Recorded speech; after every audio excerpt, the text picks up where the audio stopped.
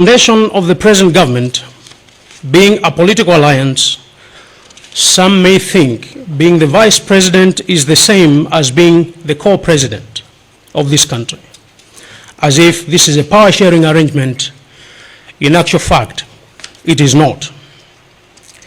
The present administration got into office as a political alliance. I will return to the political alliance in a moment. What we must, as Malawians, bear in mind is that we have a nation in dire straits to lead. A nation we promised so much, a nation whose political leadership, both past and present, owes a huge debt of development. We are way behind time and ourselves, and every day it is urgent that we act towards progress, towards a nation we say must be middle-income economy in the next 40 years or so from today. Today, I have to address you, fellow Malawians, because in the period of my relative silence in speech, a number of developments have emerged.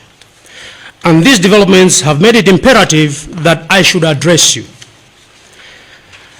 Let me first of all take a walk down the memory lane.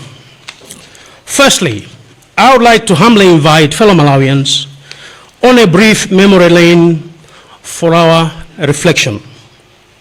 Over the last 28 years, we have had so many false starts as a country. At each instance, we have had the delusion that we probably had found the missing formula for unlocking the gateway to our long-awaited prosperity. Sadly, when we believed that we had just taken one step forward, we have found ourselves taking 2 steps backwards. Indeed, exciting moments have made us believe in the redemptive power of our shared aspirations, have been followed by dark moments or dark clouds of uncertainty over the whole democratic project and the prosperity it is meant to deliver for us. We are a nation that is blessed and cursed by 2 opposing forces. The blessing of men and women in charge of state and non-state institutions who exert their lives to achieve our desired prosperity on the one hand, and the curse and destructive and selfish actions of a cabal of similarly placed men and women who do not share the common cause for a better Malawi, but only look after narrow, parochial interests based on family, tribe, and blatant cronyism. In this latter group, there are those who prioritize the politics of a moment over the common interests of Malawians. And so, for the sake of gaining, retaining, or consolidating political power, the interests of the nation are perpetually subordinated and sacrificed, and we waste a great deal of effort on political posturing and pulling each other down. Because we have done this for too long, we have not focused on meeting our aspirations for the prosperity which we only hear our neighbors and humanity at large enjoying. This is our sad reality, one which we must constantly be aware of, and one which we must deliberately work on changing, if we are to ever rally support for and encourage those who mean well for our country. But may I convey a little message of encouragement and hope, fellow Malawians. And I convey this little message amidst the seemingly dark and hopeless state of our nation and our lives. Amidst the paralyzing politicking we engage in, we have and should remain steadfast and vigilant in our resolve and desire for a better homeland, a better life for all, right here in our country and in our lifetime. We owe this to ourselves and generations to come. We have demonstrated remarkable vigilance many a time, and mostly in recent times in the events of the run-up to the 3rd February 2020 and May 8th, 2020 judgments of the High Court and the Supreme Court of Appeal, respectively, culminating in the fresh presidential elections on the 23rd of June, 2020. The fresh presidential elections saw the exercise of true popular will in the election of a leader. That was a remarkable national project of political unity that enlisted the participation of a great majority of the nation without regard for color, tribe, religion, geography, or political choices. In a true sense of the word, by that project, we ushered in our fifth administration under the Second Republic, anchored as it is on what has proved to be our strong constitutional and democratic order that immediately before these events was on the deathbed at the hands of those who saw themselves well above the law. The participants in that national project will forever deserve our salutations and our respect. Let me now turn, fellow Malawians, to address you on three issues that I consider to be of interest. First, regarding the fight against corruption. Fellow Malawians, UTM, as one of the partners under the Tonse Alliance, remains committed to the fight against corruption in this country. We are very well aware of the negative economic impact that this vice has on whole societies and many countries, including Malawi. This is why, during the campaign period, we in UTM strongly advocated for the amendment of the Section 91, subsection 2 of the Constitution of the Republic, which provides undue protection to the occupant of the office of the President of this country. The provision provides for the immunity of the President from criminal prosecution. While we salute the fact that the Vice President of this country can and must be investigated and prosecuted for criminal wrongdoing, it is completely misplaced that presidents of this country have availed of the constitutional protection from criminal prosecution through immunity while in office. One of the concrete goals of the Tonse Alliance, which has yet to be attended to, was the removal of the presidential immunity from criminal prosecution.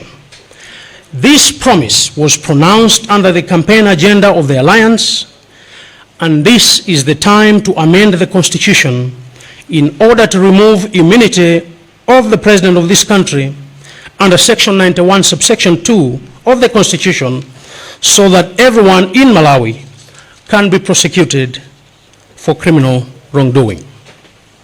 The fight against corruption must be attended by all the integrity that is necessary for its legitimacy.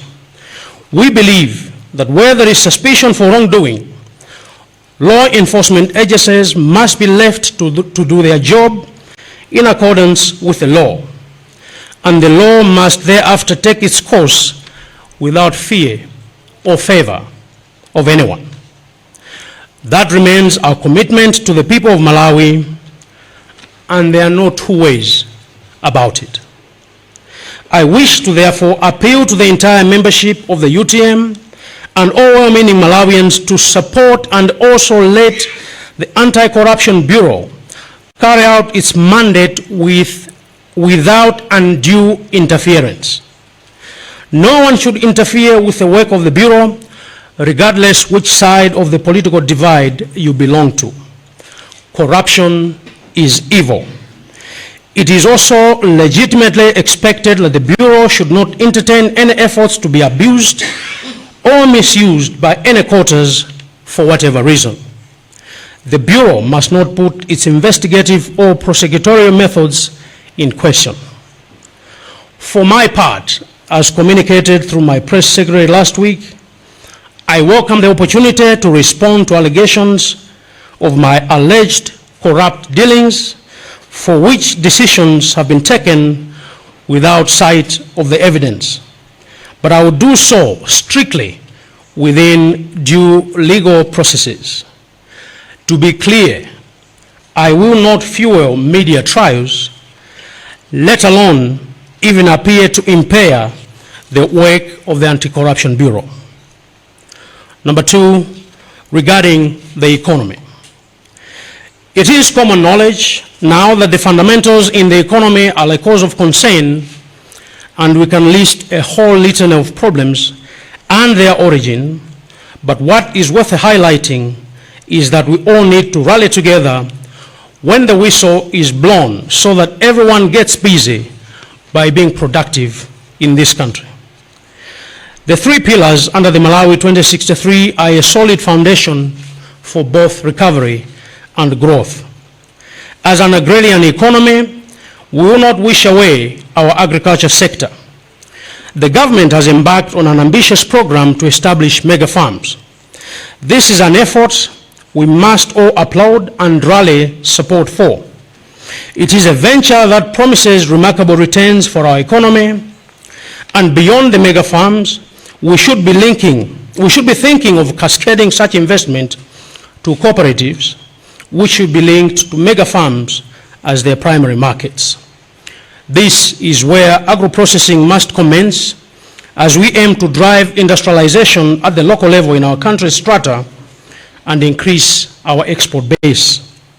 The potential to create jobs for our people working in or as members of cooperatives is also apparent in this initiative. We have all the resources we need to turn around the fortunes of this country, but we need to sober up from the excitement and anxieties of political fights. Show up and get working. Let us roll up our sleeves and get to work.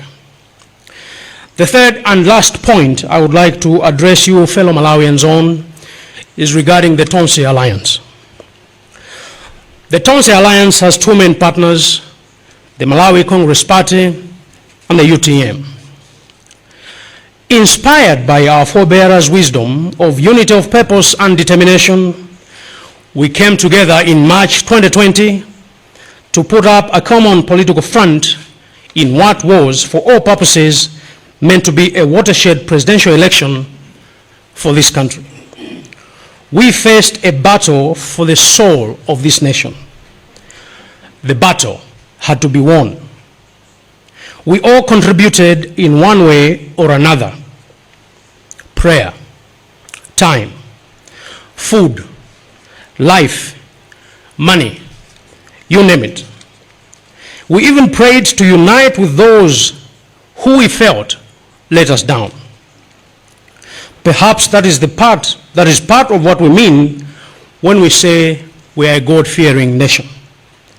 The unity of national purpose we demonstrated must always remind us that we are one people. Antufe, Tonse, Diamodzi. March 19, 2020 is a historic day in Malawi. The Malawi Congress Party and the UTM publicly signed a political alliance agreement. The signing ceremony marked the conclusion of a path-setting process involving technical teams from the two political parties. The consultations and engagement between our two teams were based on instructions that Dr. Lazarus McCarthy Chakwera and I gave after our respective political parties had separately passed resolutions mandating us to finalize and agree on a political alliance agreement with a view to fostering unity and bringing liberation to the people of Malawi. A lot of people were involved in this process. However, let me thank the following people who put together this political alliance agreement as a representation of the aspirations of the people of Malawi and to which the political class had to respond. Honorable Titus Mvalo, Ambassador Steve Matenje SC, Dr. Chikosa Silungwe, Mr. Lekani Loga, and Mr. Prince Kapondangaga, among other members. I also want to acknowledge the role that was played by Pastor Martin Tom, who, while others were talking in groups, brought Dr. Chakwera and I in one place to discuss Malawi's future. The UTM did not join the alliance for political convenience. Rather, it was a profound recognition that beyond the fresh presidential elections, the immense challenges that we face as a nation could only be defeated through unity of purpose, commonality of interest, and harnessing all the available capacities and abilities across the nation. The alliance represented, to the extent possible, the aspirations of the people of Malawi as we best understood them. It was an alliance by public demand and popular will in the true sense of these terms. It is important that we always remember this genesis, so that we must guard against nip in the bud any regressive elements that would divert our efforts to focus on fighting division and petty bickering, instead of concentrating our efforts to deliver on our promises as we made on the campaign trail. I would like to emphasize that the political alliance agreement we signed on that day was premised on trust, mutual interest, and the common desire for a better Malawi. Today, as I speak to you, fellow Malawians, it is heartening to note that our intentions for getting into an alliance have borne some fruit. But at the same time, it is heartening that a few things remain outstanding and surely need resolution. I know that the contents of the political alliance agreement have remained unknown to the wider general public. On reflection, because the alliance is a product of popular demand and the sense of duty we felt to give ear to what the general public wanted, it is important that you have a fair idea of what was agreed to give effect to what you required of us. I will highlight a few matters from the agreement. Firstly, the spirit of our alliance is captured in the preamble of the agreement. The alliance is anchored on the following mutually recognized needs. A, for contesting the fresh election as president and running mate, which we resolved in the best interest of the nation. There was no place for personal priorities. There was a nation before us to be served and saved, and a clear path to that had to be mapped by the people of Malawi. B, to increase the chances of winning the fresh election, which we phenomenally achieved together.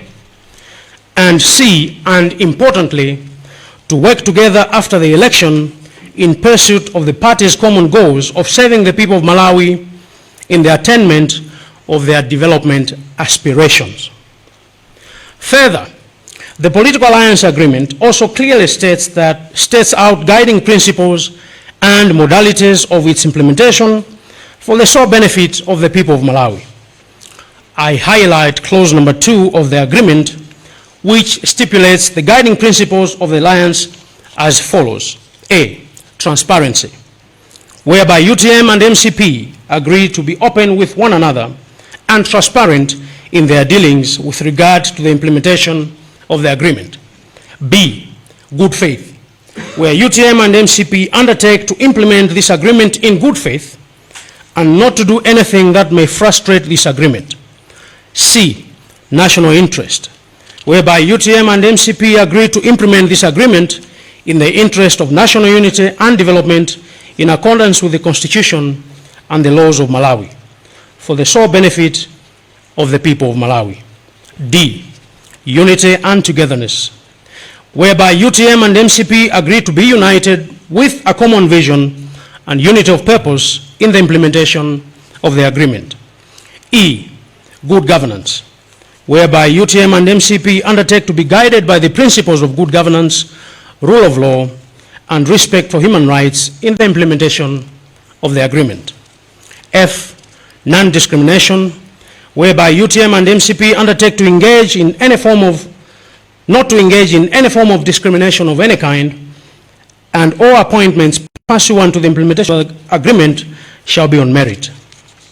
G, mutual trust, whereby UTM and MCP shall ensure constant engagement with each other to build trust and confidence. H, mutual respect, whereby UTM and MCP undertake to respect each other in all undertakings, shall not undermine each other in any other form or way, both in public and private, and shall treat each other, including their respective members, as equals. I, integrity, whereby UTM and MCP shall execute the agreement with utmost integrity, especially when faced with the choice between what is convenient and what is right. J, consultation, whereby UTM and MCP shall consult each other thoroughly before any decision that may be deemed crucial by any of the parties is made. And K, consensus, whereby UTM and MCP undertake to make decisions under the agreement by consensus in order to formulate a national-owned and broadly supported policy position. Further, the agreement was made in a pre- and post-election context respectively. The post-election context starts in clause 3.2, where the Malawi Congress Party and UTM committed to a few covenants, and I highlight a few. A, to implement the recommendations of the 2007 Law Commission report on the review of the Constitution. B, to amend Section 91, subsection 2 of the Constitution in order to remove presidential immunity. And C, the Malawi Congress Party and the UTM agreed to be equal partners. In the pre-election contest, the following was agreed, among others: that the presidents of the Malawi Congress Party and the UTM shall agree in writing who would be candidate and who would be running mate. 2, that subject to the decision of the National Executive Committees or conventions, as the case may be, of the UTM and the Malawi Congress Party, the presidential candidate during the fresh elections of June 2020, of June 2020, shall not be the presidential candidate during the immediate next election and shall cede the candidacy to the running mate in the fresh presidential elections of 20 June 2020. Beyond this, I would like to state that the agreement was signed for a period of 10 years in which both Dr. Chakwera and I would support one another to lead one term. But if, for any reason, this were to change, a process similar to what ensued before the agreement was signed ought to follow. There is no wisdom in name-calling, abuse, arrogance, humiliation, or indeed violence for something that came into being amid smiles and a sense of hope for many generations. Any departure from the agreement amounts to political fraud, not only to the parties to the agreement, but also on the popular will that mandated the alliance in the first place. From my end, I want to assure you, fellow Malawians, that every effort is being and will be made to resolve any departures from the agreement, and this is all for the purpose of achieving the logic and objects of the agreement for the sole benefit of the people of Malawi, who trusted us under the alliance and ushered us into government. However, if there is insistence from other elements within the alliance and their advocacy for a split as we move towards 2025, the best would be to terminate the alliance now. Of course, the instigation and termination of the alliance by all parties now would amount to cheating on the popular will of the people of Malawi that mandated that alliance to form government. The behavior that seems to place some partner under the alliance as the sole voice that swayed popular vote for 20 June 2020 presidential election must be frowned upon. Indeed, if we were to terminate the alliance, in honesty, we would have to call for a fresh presidential election. We should not continue on our journey to 2025 with two hearts, one inside and another outside of the alliance. May I repeat, we have a nation to serve. Our political ambitions should never paralyze national progress. It is utterly irresponsible to be narrow and parochial in conducting the affairs of this country, using the power and place merely entrusted to us by the people. Politics must serve the people of Malawi as a whole at the end of the day. Politics must not be practiced in a way that serves the interests of a few and ends up frustrating the aspirations of the people of Malawi. We need to unlearn our obsession with power and privilege. It is a disservice to the country and completely misguided. Let me conclude, fellow Malawians. I would like to take this opportunity to assure you that all the commitment we made to be your servants remain intact. No amount of propaganda, innuendo, insult, humiliation will move us an inch. We as UTM are a bigger part of this administration, and no one must be under any illusion to believe otherwise. The moments we faced death during the campaign period will not be erased by a statement by a hungry member of the alliance who runs because they want to earn their space at the dinner table by spewing garbage on a national and other television station. We should not allow history to be changed because someone or some people have now just realized that power, which should be shared, has become sweeter, and begin to display as much excitement as a 2-year-old at the sight of candy. I wish to remind members of the Tonse Alliance that we never at any stage promised Malawians another campaign. We promised them the land of Canaan, and our mission should therefore solely be to get them there. If for whatever reason our mission is challenged, we should own up and re-engage the people of Malawi and explain why the course must change. Another campaign 3 years away from an election is most unfortunate, regrettable, abuse of the political process, and completely unnecessary. It is what this administration will deliver that will endear Malawians to this alliance and give them a vote when that election day of reckoning comes. As the late President Bingu Mutharika said, let the works of our hands speak for us, instead of artificial narratives aimed at misrepresenting matters to the people. May the good Lord bless us all.